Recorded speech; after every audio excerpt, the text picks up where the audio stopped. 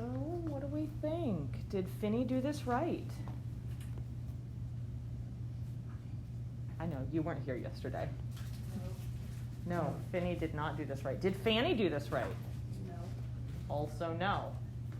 So let's talk about both of their mistakes. But first I want to start off with what they did right. Because they did a lot of things right in the problem. Yes, sir? What they did right, that they both have the negative 5 on the outside of the box.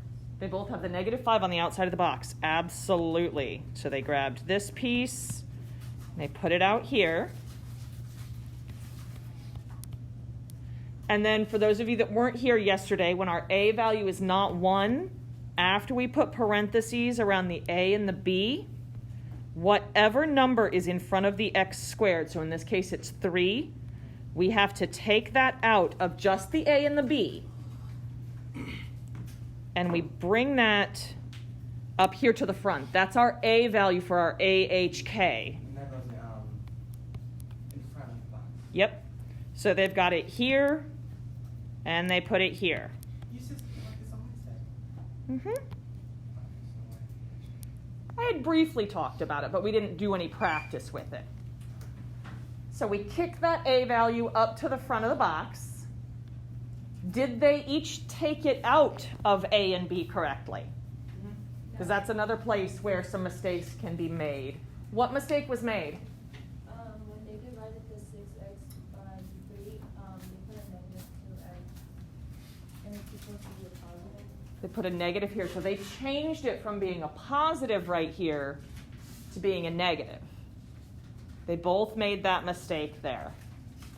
So this would need to be a positive 2x if we were going to correct their work.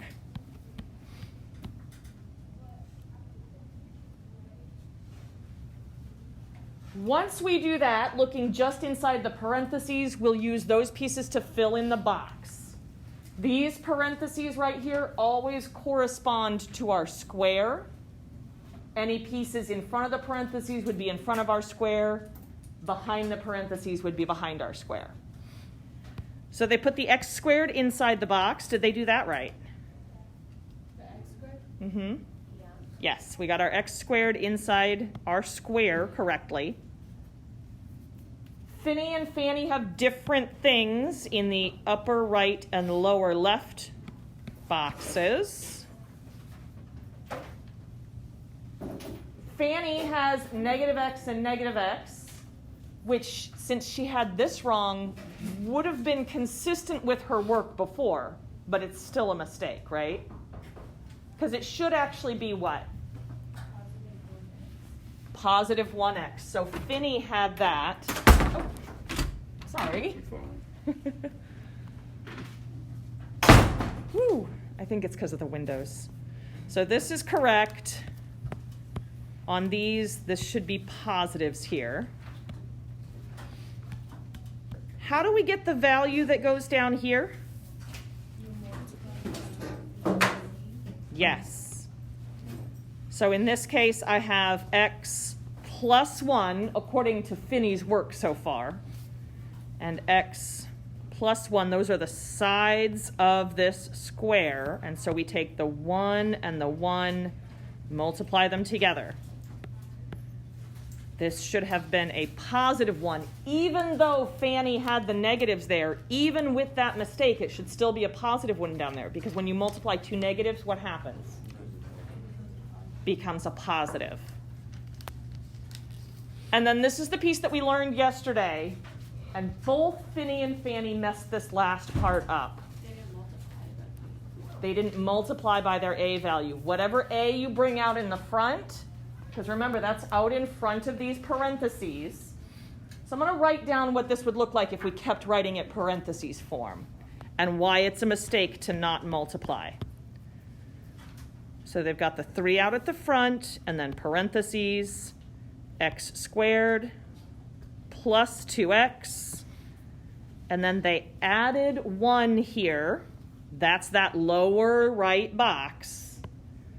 Out at the back, they had minus 5, and then we have to subtract whatever we added, but because of these parentheses, we didn't just add a 1, because the 3 gets distributed to everything here. So they actually added 3. You got to take this 1 and multiply it to the 3, and that is what we would subtract back here. Shouldn't be a +1, it should be a -3. And this one should be a -3. So what would the correct final answer look like for these two individuals? What should be down in these boxes if they had done it right? On the vertex. Yes, what is our vertex form? Fx equals 3, parentheses, x equals 1, squared minus 5. I mean, Minus what on the end? -8 on the end, because we combine these two like terms here. -5 and -3 give me a -8. So that's what should have gone right here. So I'm going to replace that with a -8. That would have been correct. Should have been a plus here and a -8 on the back. Good work. Being able to look at somebody else's work and search for mistakes is a huge step in the learning process. Being able to understand it when someone else is explaining it is one step. Being able to repeat the process on your own is another step to understanding. Being able to look at someone else's work and find any mistakes that they've made is a third step in your understanding. That's why we take the time to do these error analysis problems. It also helps you look for and find mistakes in your own work. Today we're going to do notes on the extra notes page that I'd passed out. In your book, it had pretty much all the same things, but it was spread out over several different pages, and it was really hard to see the graphs, and we're going to get to some graphs towards the end. So I went ahead and just printed it off. I want to start off with another problem just like what we worked on yesterday. So we want to take this general form quadratic equation and we're going to convert it into vertex form. Vertex form is our AHK form.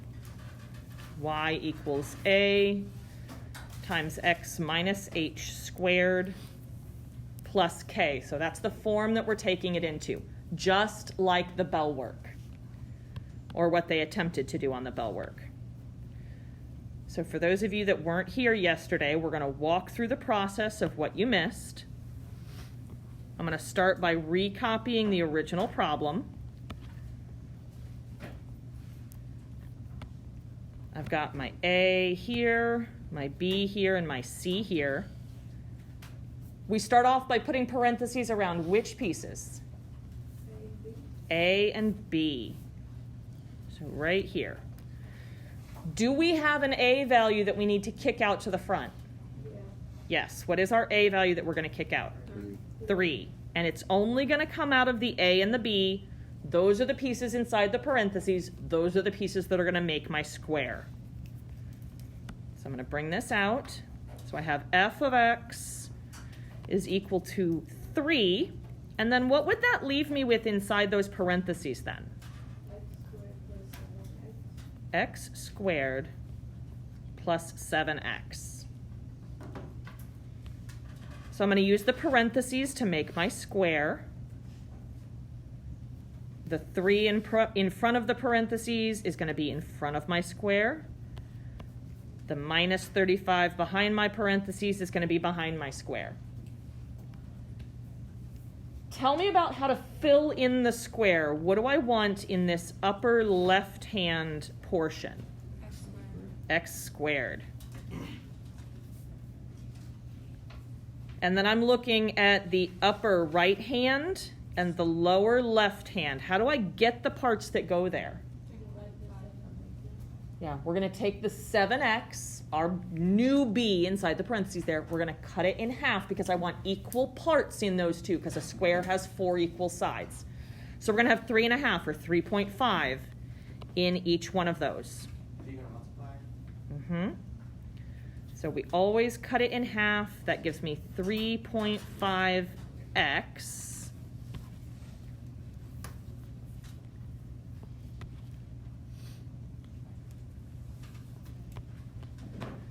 So off to the side, I'm going to write down, or actually right underneath, I'm going to write down using parentheses what we're doing here. So I have x squared. I still have 7x inside my square. We're getting ready to add in this lower right-hand corner right here. And that means I'm going to have to take it back away so that I don't change my equation at all. How do I find what goes down there? Multiply the 3.5 and the 3.5. 12.25. Hmm? 12.25? I think so. Somebody double check it with a calculator. 12.25 sounds good. 3.5 times another 3.5. You said that gives us 12.25. I don't know if I can write it that small. Hold on. 12.25. I'm going to shrink it down. There we go. So that's what's going here. To figure out what I need to subtract off the back, what do I still need to do with that 12.25? Multiply it by 3. Multiply it by the 3. So I'm going to take this 12.25, we're going to multiply it by 3. Let's see, that would give me 36.75. Okay, so 36.75. This is what I need to subtract off the back.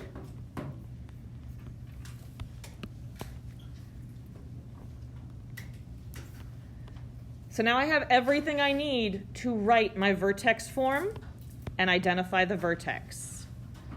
I'm going to have f of x equals, right at the front I have my a value, which is going to be what? 3. Inside the parentheses, I have x, and then will it be a plus or a minus here? What was the 7? Was the 7 a plus or a minus? So this is going to be a plus. Whatever the b value is, that tells me whether I have a plus or a minus. So this is going to be a plus. And then what goes in there? 3.5. Because the sides of my square would be x plus 3.5 and x plus 3.5. So that's why I have that inside the parentheses, and the parentheses are squared. Out at the back, we need to combine these two like terms together. It's going to be a negative. Negative what? 71.75. That's what goes at the end. That's our k value. So there we are in vertex form. Can you identify the vertex for me now?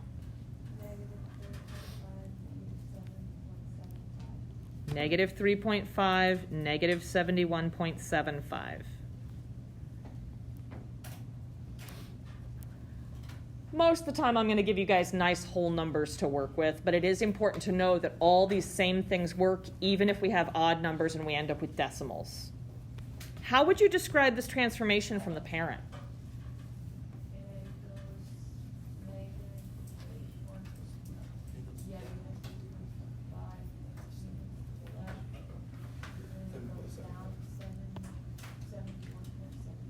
Down 71.75 because that comes from our k.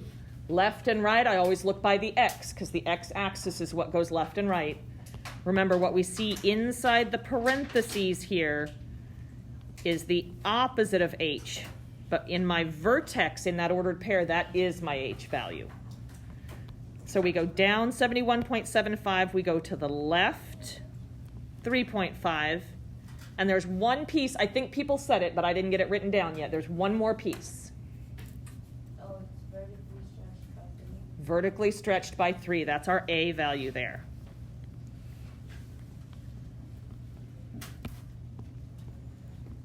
All right. Fantastic work on number 1. Today is all about changing between the forms, which we've learned in isolation. We've practiced all of the different ways to change forms at this point. And today we're going to kind of bring it all together, mix it up, make sure that we understand when to apply these different pieces. So look down at number 2 with me. What form are we starting in here? General form. And general form is what we can use to easily identify our y-intercept. Which piece is the y-intercept? The C. The C value. So I want to write the y-intercept as an ordered pair. Y-intercepts always start with what value? 0. 0. So this would be 0, negative 24. That's where it crosses the y-axis. Where does the other one cross the y-axis at? 2. Yep, so my ordered pair would be what? 0, 2. 0, 2. Wonderful. They asked me to put this into what form? Factored. Into factored form. So if we're going into factored form, first we're going to look for a GCF. Then we're going to make our area model and our x. On part A, y equals 4x squared plus 20x minus 24. Do we have a GCF? Yeah. What is our GCF here? 4. 4. So we're going to get that out of each piece. So there's our GCF. That is the A value. So when I'm writing this in factored form, I would have y equals, and then the 4 right at the front. Because when we talk about factored form, we have A right after the equal sign, x minus root 1, x minus root 2. All right, so now I'm going to do my area model and my x. Let's write down what we have left so that I know what I'm doing with my area model and my x. What would I have left over after I take a 4 out of each piece? Y equals 4, parentheses, x squared plus 5x minus 6. Yes. Perfect. Y equals 4 on the outside of my parentheses. So we are going to use only this for the area model and the x. Can I use the shortcut on this, or do I have to do the whole thing?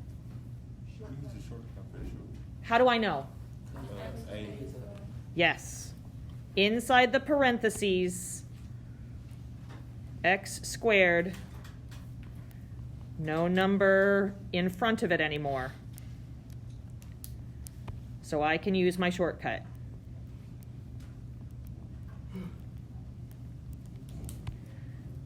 So to use my shortcut, I'm going to make an x.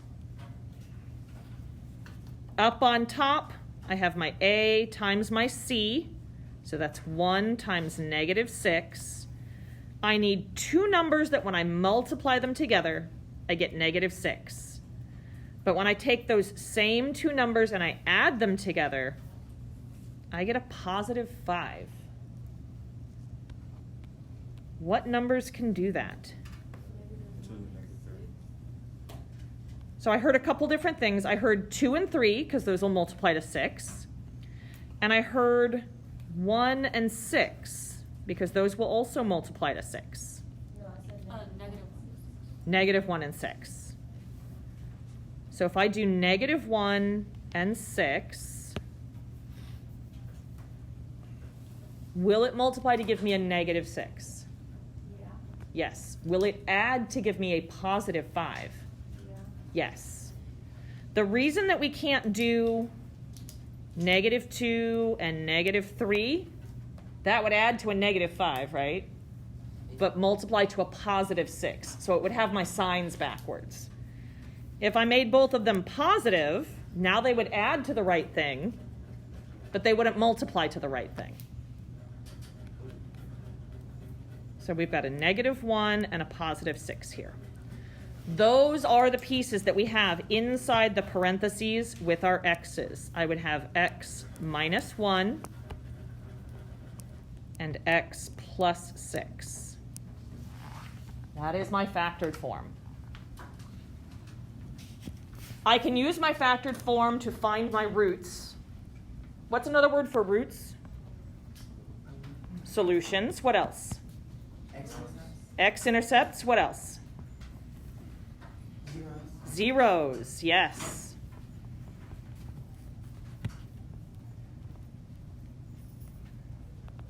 How do I find the solutions or the zeros from my factored form?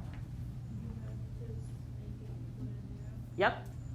Any factor that has an x in it, I need to set equal to 0. How many factors do we have in our factored form? 2. Careful. 3. Anything that's being multiplied to something else is a factor. So x plus 6 is a factor because it's being multiplied to these pieces. X minus 1 is a factor.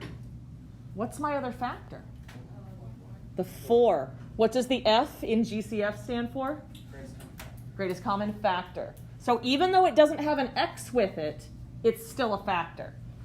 I only need to take the ones with x's and set them equal to 0. So I'm only going to take the x minus 1 and the x plus 6 and set them equal to 0. And then I want to solve each of these for x. So I would add 1 to both sides. I get x equals 1. So that ordered pair would be 1, 0. What would the other ordered pair be? 6, 0. Close. 0, 6. No. X equals 6, Negative 6. Why negative 6? because you subtracted. You have to subtract it from both sides. You got to get the x by itself first before you write your ordered pair. So x equals negative 6. So my ordered pair would be negative 6, 0. Nice work. Let's practice this process again, but with the other general form. So first I go looking for a GCF. Do we have one? No. This time we don't. So no GCF.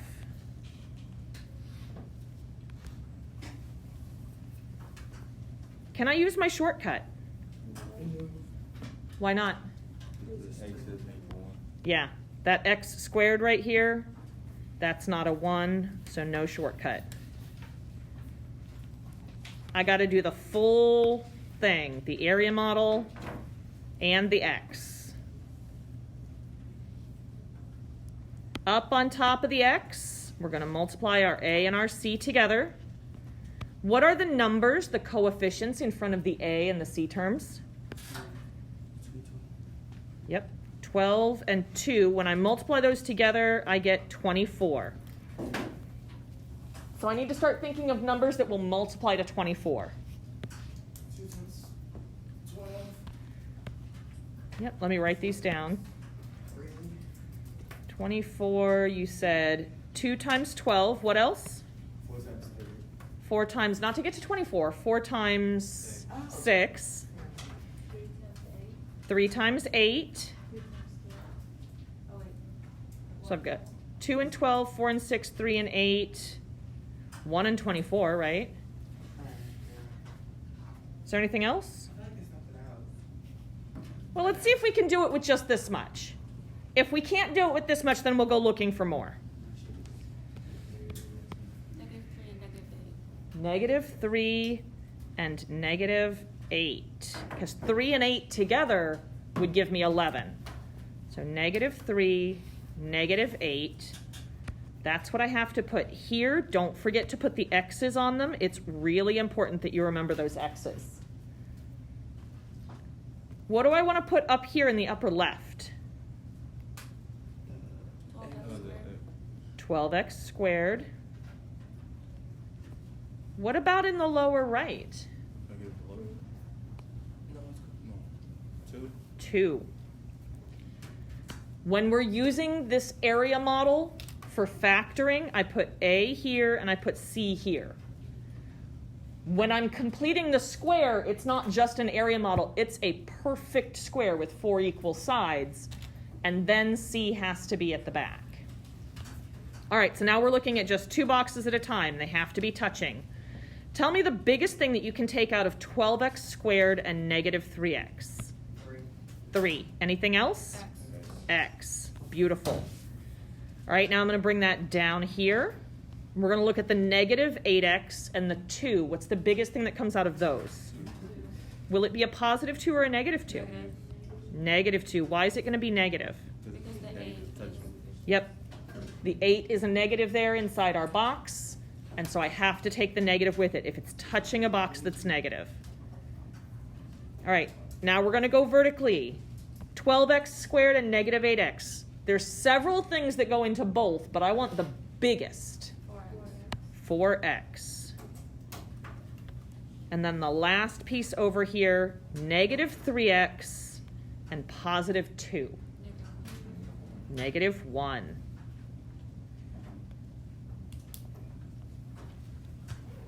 So to write my factored form, I'm going to have h of x equals, if you put y equals, I don't care. They just used function notation, so I'm going to use the same one. And then I write down my factors, 3x minus 2 and 4x minus 1. How do I find the roots now? We have to make them both equal to 0. 3x minus 2 equals 0. 4x minus 1 equals 0. I've got a couple more steps to do on this than before because we don't just have a single number that we need to add or subtract to the other side. We're also going to have to do some dividing. So I'm going to add 2 to both sides. I get 3x equals 2. And then I divide both sides by 3. I'm going to leave that as the fraction 2/3. So one of my roots would be at 2/3 and 0. So if I look on a graph, somewhere in between 0 and 1, because 2/3 is 0.6 repeating. So it's going to be crossing my graph in between the 0 and the 1. If I were graphing this, I would just need to put a big fat dot in between 0 and 1. For the other one, we're going to add 1 to both sides. So then I have 4x is equal to 1. I'm going to divide both sides by 4. And again, I would choose to leave this in fraction form, because I don't have to put it in my calculator at all to leave it in its fraction form right here. So what would my last root be? 1 over 4, comma? 0. Yep. Nice work. No, these fractions are not. But you guys did nice work. Whether you liked the original problem or not, you did fantastic work. Let's go down and look at the next one. What form is the next one in?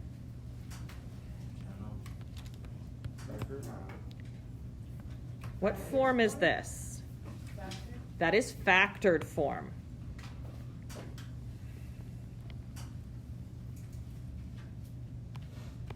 So I can use factored form to identify my roots. Where are these x-intercepts? I'm just going to write down the x equals part for this instead of the full ordered pair.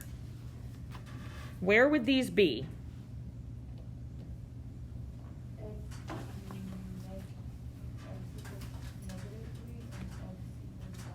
Yes, x equals negative 3 and x equals a positive 1. We would take each of our factors, set them equal to 0, and solve them. That's how we come up with those numbers.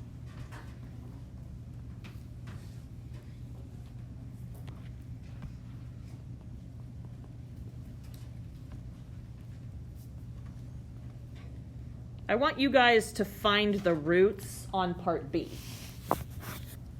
Find the roots on part B. And then we'll talk about putting them into general form.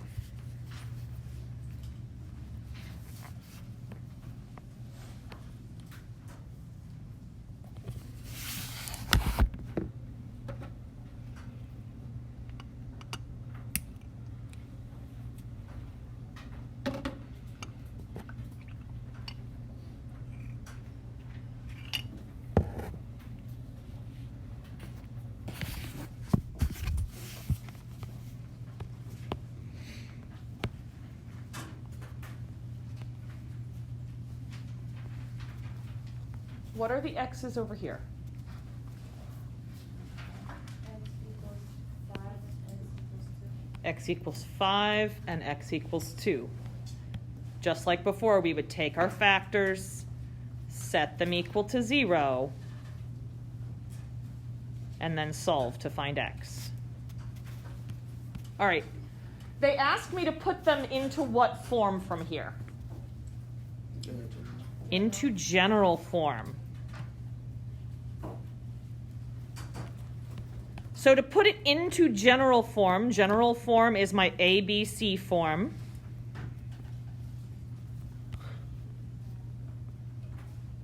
Notice my ABC form has no parentheses at all.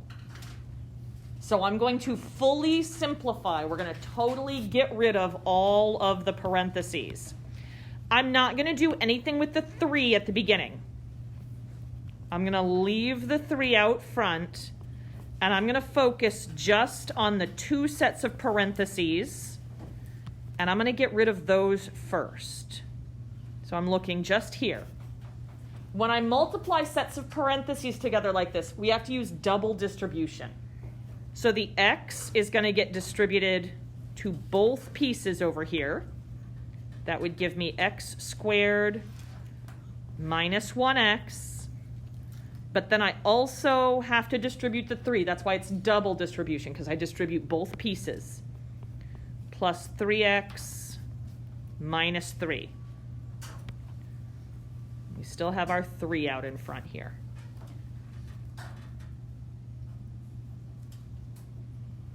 What can I do from there to get rid of those parentheses once and for all?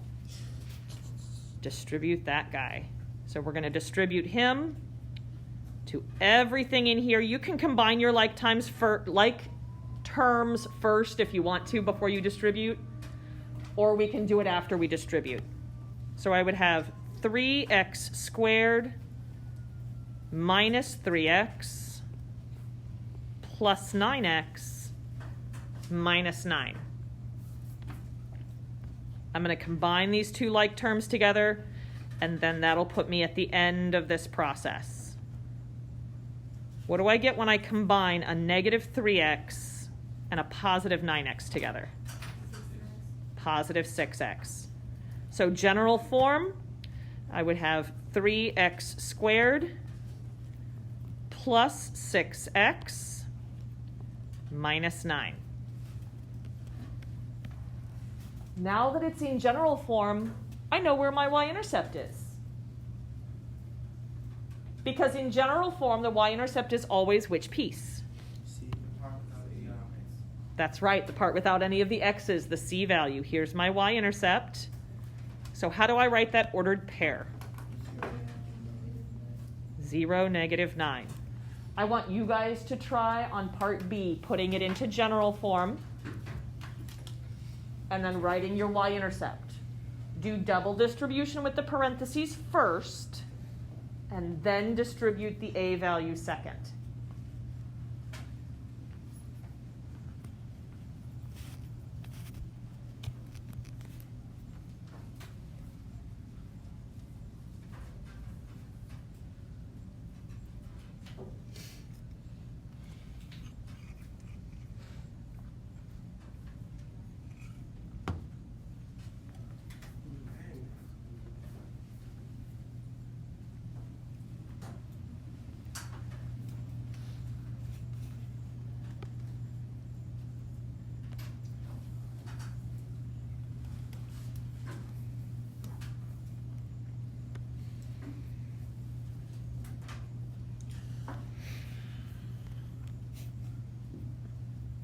What do I get when I just distribute the x? X squared. Yep. X squared and minus 2x. Remember, I'm not going to do anything with that negative 10 right now. I'm distributing the parentheses. I take care of my parentheses first, and then I deal with the a. And then I need to distribute the negative 5. What do I get when I distribute the negative 5? Negative 5, negative 2, you get positive 10. Mm-hmm. And then you distribute it. We also distribute it to the x. So you get negative 5x. Yes, negative 5x and a positive 10. Absolutely right. That'd be the issue. I'd be forgetting steps. Now I can deal with that negative 10 out in front. It's going to get distributed to everybody. Again, you can combine your like terms right here if you want to. How you get x to the power of 2? X times x. Because for something to be squared means you're multiplying it by itself. So when we distribute the x to the x, we get x squared. Yep. If we add two x's, like x plus x, that gives me 2x. But if I do x times x, that gives me x squared. All right, so I'm going to distribute. I get negative 10x squared. Negative 10 times negative 2x is going to do what? Positive. I get a positive 20x. Negative 10 times negative 5x. Positive 50x. And then negative 10 times positive 10. Negative 100. I'm going to combine these like terms together, and that will give me my fully finished general form. So I would have negative 10x squared plus what? Plus 70x minus 100. So how do I write the ordered pair for my y-intercept here? Yes, sir. 0. Mm-hmm. And negative 10. Not negative. Not 10. Yes, negative 100. You were looking in the right spot, Yes, and then it just kept coming out wrong. All right. I'm going to skip the bottom part for right now. I want to look at the next page. We're going to finish these up on Monday, by the way, so don't lose this. I just want to look at the first problem here, part A, and then we'll take it from there on Monday, okay? This is in vertex form. Where is my vertex?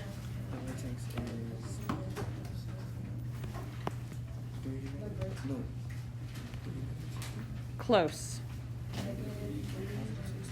-3, -16. Because remember, in vertex form, this guy is the opposite sign. Yep. I want to put this into general form again. So that means no parentheses. What's happening to these parentheses, though? Yeah, these parentheses are being squared. So I really have x plus 3 times another x plus 3, and then that minus 16 back there. Yep, we're going to use double distribution just exactly like we did before, because we always get this part taken care of first. X times x gives me what? X squared. And then I would have plus 3x. I need to distribute my 3 to both pieces, so I get another plus 3x, and then I get plus what? It'd be plus 9, right? 3 times 3. Bring down the minus 16. We've got some like terms to combine, and then we're done. What are the like things I want to put together? 3x and 3x. Yep. Positive 9, negative 16. So I would have y equals what? 6x. Before the 6x. X squared, yep. 6x. Plus 6x minus 7. So where's my y-intercept? 0, -7. Beautiful. Beautiful, beautiful. Guys, your next homework assignment is very long. Think of it like your first round of review for the test. You guys have the weekend to work on it and Monday night. Do not wait until Monday to start it. There's still some pieces that I want to review with you on Monday and talk about, anything where we're writing it from a graph, because we didn't get to those today. But you can get started on this. We can go from general form to vertex form. We can go from general form to factored form. We can go from factored form to general form. We can go from vertex form to general form. So you guys can do a lot of the homework. Get started on it. Do not leave it all for Monday. It will be too much to get done on time. Your test is next Friday. Yes, ma'am.